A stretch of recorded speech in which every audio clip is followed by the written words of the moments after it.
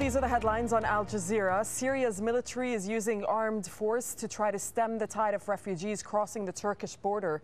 1,500 people reportedly crossed into Turkey on Friday, and a witness tells Al Jazeera that soldiers have sealed off the town of Khirbet al-Joz to prevent people from leaving.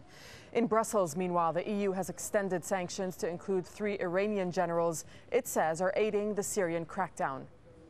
Well, the European Union leaders meeting there in Brussels have also promised to release the next portion of the bailout money for Greece. But the Greek parliament must still approve a set of spending cuts, tax hikes, as well as the sale of state property.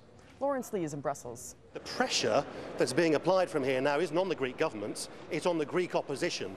And Angela Merkel, the German Chancellor, has spoken about the Greek opposition having what she called an historic responsibility to agree to austerity in order to save the euro. And so the pressure now on the leader of the Greek opposition is absolutely enormous. And the argument goes like this: you might not like austerity, you might not like us paying off the banks all this money and the people suffering instead, but think about the alternative, which is Greece dropping out of the euro, the reintroduction of the drachma, which would immediately be devalued to almost nothing.